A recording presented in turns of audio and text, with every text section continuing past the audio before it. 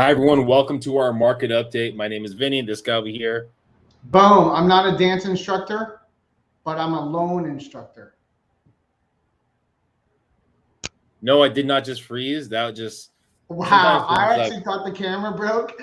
Or is it just that you actually thought I was a dance instructor and instead I'm more of a loan instructor? sometimes your questions get me. All right, we're gonna go right at the back. Question time. Okay, right at the back.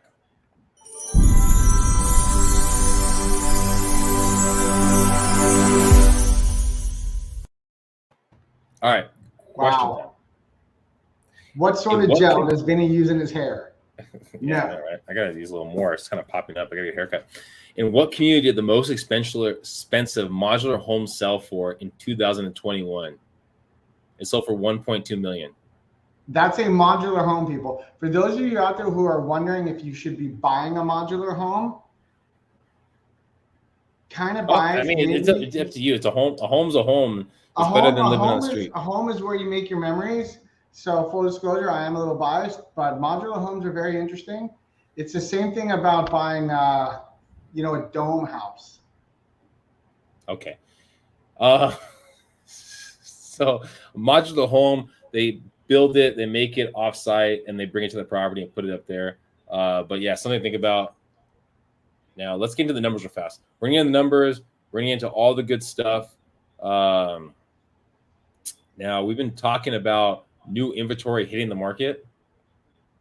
So you can see, man, we haven't hit that 900 mark again.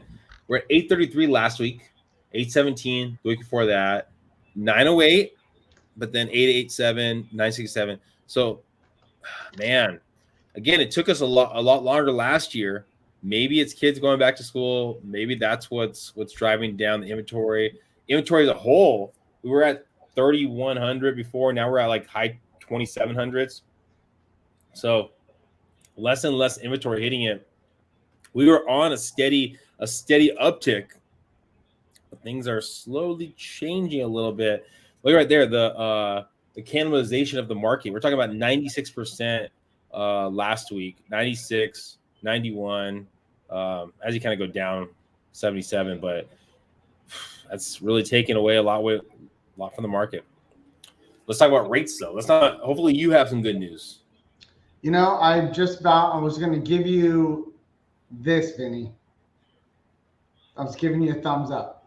So before, I just wanted to let you know, there to help. So before we jump into a little bit of data, for those of you out there who are wondering, is inflation real? Is this really happening? Are things really costing more money? Well, I'm glad you asked, because we had a bunch of interesting data come out this week. The producer price index, which measured inflation for those who are producing goods and services, for those in the month of August, it went up 0.7%. So year over year, what is inflation up for people that are producing your goods and services? Vinny, are you ready for this? Because you may want to give me this once I tell you the number. 8.3% up inflation, 8.3. That's big. The other thing that came out this week was your PPI. That itself also is what the Fed measures for not food and energy. So if you use food or energy, it's probably more. I mean, I don't know who doesn't use food or energy, but the government doesn't consider that you use it. And that also rose in August, 0.6. Now, year over year, it's up 6.7%. So if you're wondering, is inflation really getting worse and worse each month? Yes, it is. What does that mean for you on rates? That means that rates, they're staying lower right now. And typically when inflation starts flaring out of control like it is now, the Fed steps in, looks to buy the market and raise interest rates. But they cannot do that right now because of the interesting dynamic we have going on with no inventory, ultra high demand, and the economy is not recovering the way it's supposed to. So what does that mean, bigger picture? It means rates are still staying lower right now, and I believe are going to still stay in the relative lower range in through fall. Is it inevitable that they kind of have to go up? Well, unless this inflation becomes transitory, which is what the Fed keeps telling us, you have to raise rates, and that's not going to be a pretty picture. So overall, inflation flaring out of control, boom. problem.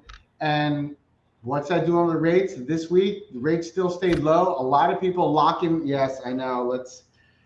Oh no, it's good. Rates are going down though. That's good.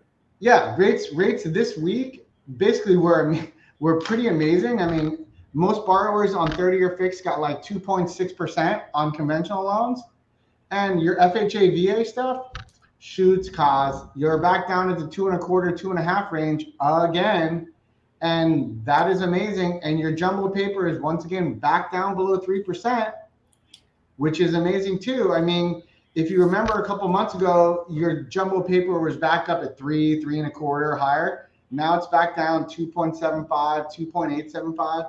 So considering the majority of San Diego homes now, they're now more expensive than $753,000. A lot of people are getting jumbo loans, and it's a very good time to lock in a rate. For those of you who are looking to hold on a property for the next 5 to 7 years, and you're going to focus on the monthly payment. Yes. I'm going to have to give you this, Vinnie. Boom. It's a good time to really look at things. And for those of you out there who still think the market's going to crash, Black Knight came out, and yes, people who are in forbearance, guess what, Vinnie?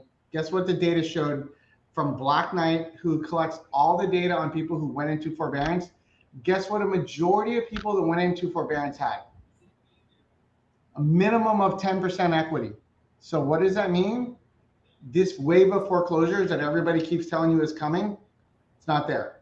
If you went into forbearance and you still have 10% equity on your property, why would you foreclose when you can turn around and sell it and make 10%? Well, I listened to Brown Knight, and Brown Knight tells you something different. Wow, really, man?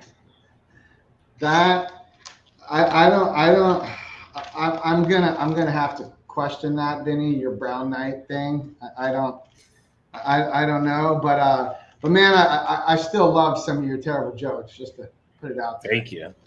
I mean, we'll see. We'll see what happens end of this month. End of this month, they said they're not going to push it off. Maybe if the recall, I think the vote's next week. Maybe if that might change it. Supposedly, Governor Newsom said that he's not going to extend the moratorium after this month. So we'll see what happens. We'll see if that rings true, stays the truth. Wanted to bring up some of the numbers. I know you guys really enjoy this. So we're going to get into this fast. All right. Boom. So Bonita. How did Bonita compare to last year with the townhomes condos? 30% jump. Single family, 18% jump. So, I mean, we're about 24% jump from this time. Well, yeah, from this time roughly last year. We're going to go 20% jump. That's kind of interesting. Lemon Grove, only a small jump. Not a lot of sales there, but only a small jump, 8%. So, not too I mean, but Vinnie, when you look at the bigger picture, it's like, if your home appreciates 4% per year, that's actually a massive win. Oh, yeah, definitely. It's just people are getting greedy right now. And when you get greedy, bad things happen. 4% rate of appreciation per year is actually really big. If let's just say your average home is $700,000, that's $28,000. It goes up in a year, and you did nothing except own it and pay the mortgage. So, I mean, the gains people are making right now are massive. And between you and I hope the market slows down a little bit, because I want the appreciation to go back to a normalized rate, so that long term it's like it's more affordable for more people, and that we can have people buy homes, because we don't need the prices to keep going up. I mean, not good for people out there that want to get into their first home, build a future, build some wealth. So, let's hope it slows a little. One thing we don't want to go down is our subscriber rate. And the more jokes that we get, the less subscribers we get. So please. Wow. Are you insinuating that to somebody? I mean, I don't hope that's not. Anyways, please subscribe. Please share. We restart 10-minute time clock. We try to keep it short and sweet. If you have a question, please reach out. Please comment. Please text. And I'm not sure. We got couple text messages. We might have got a winner. Have a great one, everyone. Thank you.